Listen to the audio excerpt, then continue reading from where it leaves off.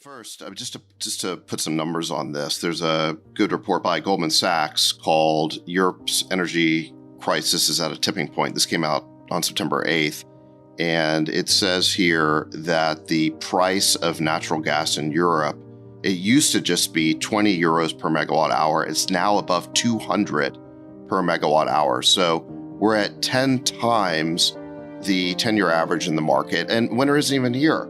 So Europe is the Titanic, winter is the iceberg.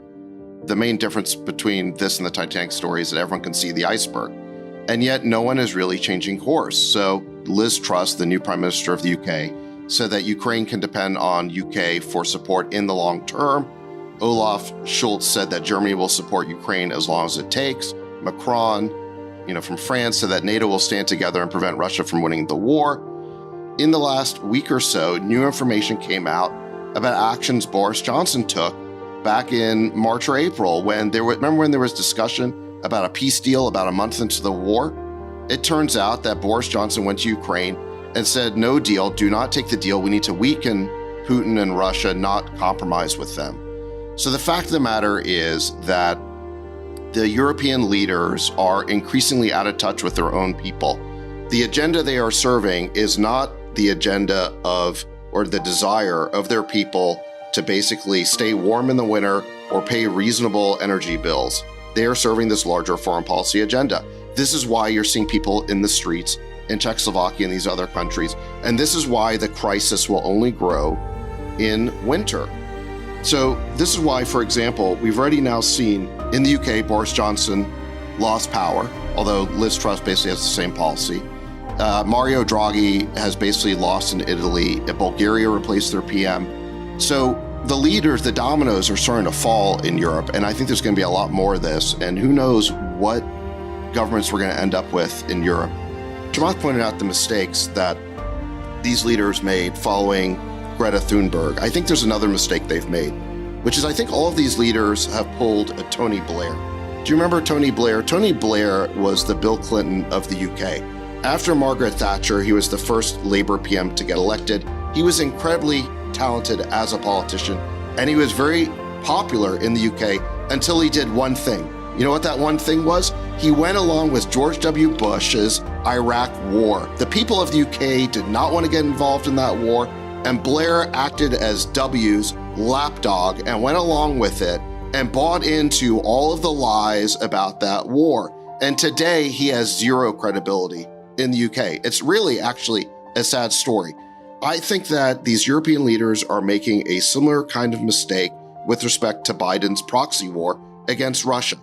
Problem is the stupidity of Western leaders in not thinking there's going to be retaliation. I mean, all you're hearing right now from Western leaders is indignation that Russia would play the only card they have, the card that was obvious they were going to play. Meanwhile, look at what we've done. So you've got administration officials talking about the fact that we have commandos on the ground in Ukraine.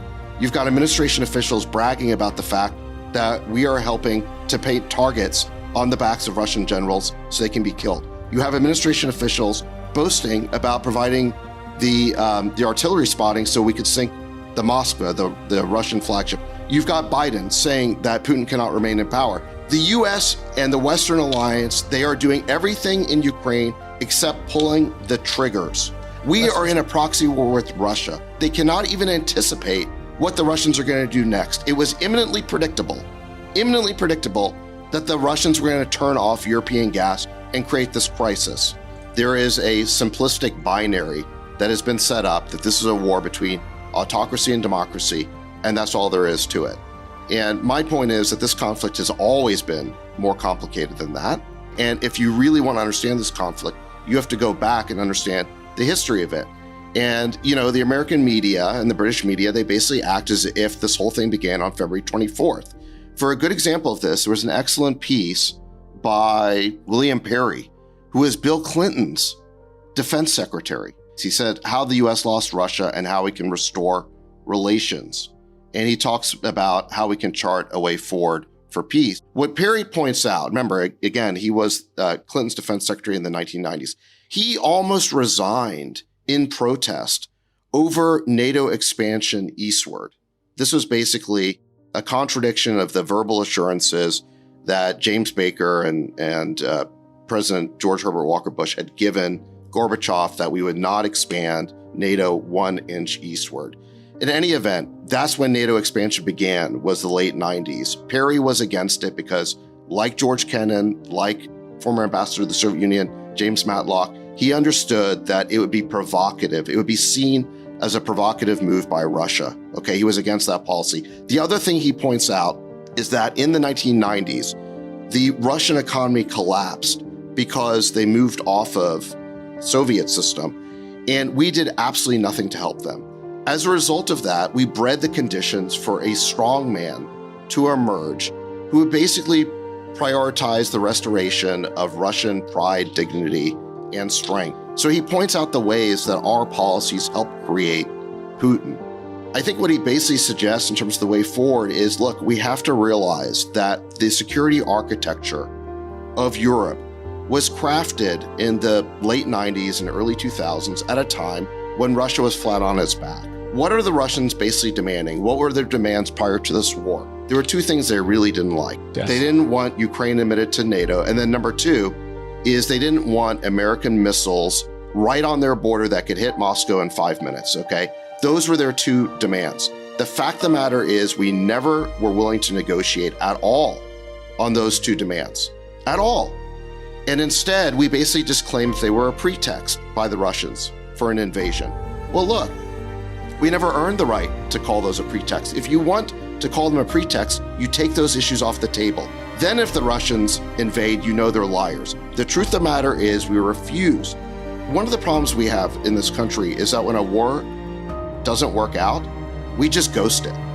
We never talk about Afghanistan anymore. We never talk about Iraq anymore. We understand they were gigantic mistakes, but who is analyzing why they happened?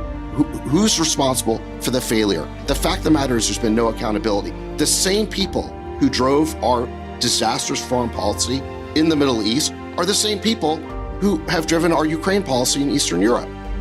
Let's not forget how we got into this conflict. We got into this conflict because the administration said, I think there were four main pillars to our current Ukraine strategy. Number one, that Ukraine could basically defeat Russia if we basically just gave them weapons. That has not happened yet. Number two, the administration said that sanctions would weaken Russia, maybe even destabilize its leadership and collapse its economy. That has not happened. The ruble's at an all-time high. And because gas prices have gone up so much, their economy has suffered, but on the whole, it's still doing pretty well. The third contention that was made by advocates of this proxy war is that the sanctions would hurt Russia more than Europe.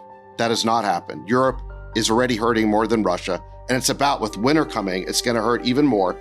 And then the last thing, the last contention that was made, our support for Ukraine would rally the world around us and would strengthen the Western alliance. And I think what we're starting to see is that the Western alliance is fracturing. And you see these gigantic protests in Prague and these other countries. So listen, these were the pillars of our Ukraine policy, and they have all turned out to be flawed and wrong, and they're becoming more wrong by the day. And yet, there is no reappraisal of our policy that's coming out of Washington or London or Paris. None of these leaders are saying that there's a problem.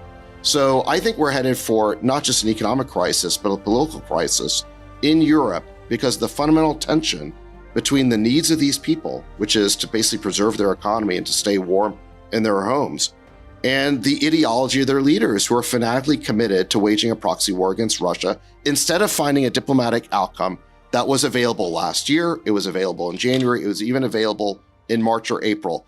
That disconnect is the fundamental problem.